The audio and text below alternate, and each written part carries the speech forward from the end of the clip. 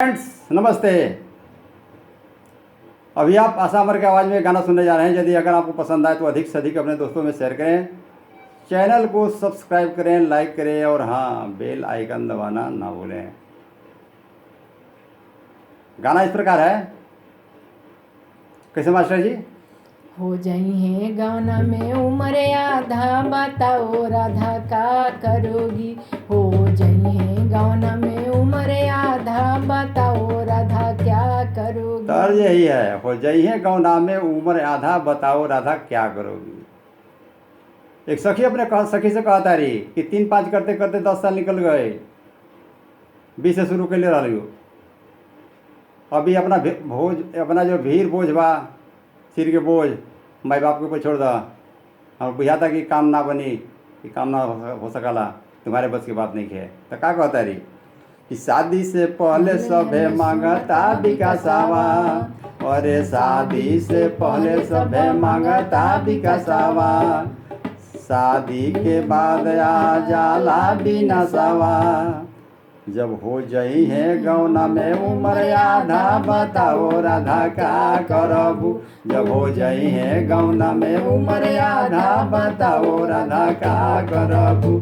हो जाई है गौना में उम्र आधा, बताओ राधा का करबू। हो जाई है गौना में उम्र आधा, बताओ राधा का करबू। आय का कहतरी कि सब गुण संपन्न तोहर गुण का बखानी, सब गुण संपन्न तोहर गुण का बखानी। और लिखतानी हिस्ट्री तोहर तब सभे जानी, अरे लिखतानी हिस्ट्री तोहर तब सभे जानी।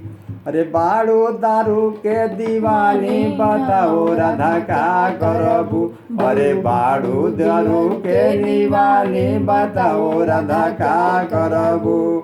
जब हो जाई है गौना में उम्र आधा, बताओ राधा का करबू। जब हो जाई है गौना में उम्र आधा, बताओ राधा का करबू। जब हो जाई है गौना में उम्र आधा, बताओ राधा का करबू। आय का कहतरी, अरे खुद नहीं खेतों है अठानी कमाई, खुद नहीं खेतों है अठानी कमाई। सूते के चाहिए सी डंलप रजाई, सूते के चाहिए सी डंलप रजाई। अरे दुल्हा ढूंढेलू एकलौता, घर में न कोई सास होई। अरे दुल्हा ढूंढेलू एकलौता, घर में न कोई सास होई। अरे दुल्हा ढूंढेलू एकलौता, घर में न कोई सास होई। दुल्हा ढूंढेलू एकलौता, घर में न कोई सास होई। जब हो जाई है गौना के उम्र आधा, बताओ राधा का करबू। जब हो जाई है गौना के उम्र आधा, बताओ राधा का करबू। आय का कहतरी कि बाबू चालाक आजकल भेद सब छुपई है, बाबू चालाक आजकल भेद सब छुपई है। अरे ले ली है भेद तुहार कुछ ना बताई है, ले ली है भेद तुहार कुछ ना बताई है।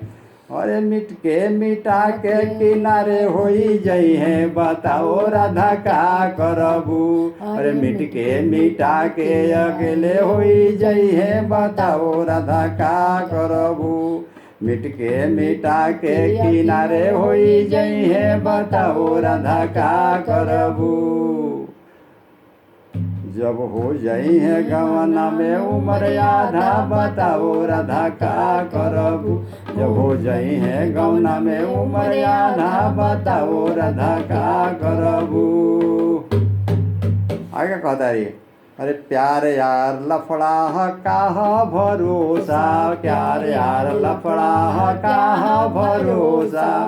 कहता रही, अरे प्यार यार लफड़ा का भरोसा। मम्मी पापा पे छोड़ द तू, मम्मी पापा पे छोड़ द तू, करला भरोसा। मम्मी पापा पे छोड़ द तू, करला भरोसा। ये नौबत दोबारा नहीं आई बताओ राधा का करबू। ये नौबत दोबारा नहीं आई बताओ राधा का करबू। ये नौबत दोबारा नहीं आई बताओ राधा का करबू। जब हो जाई है गौना में उम्र आधा बताओ राधा का करबू।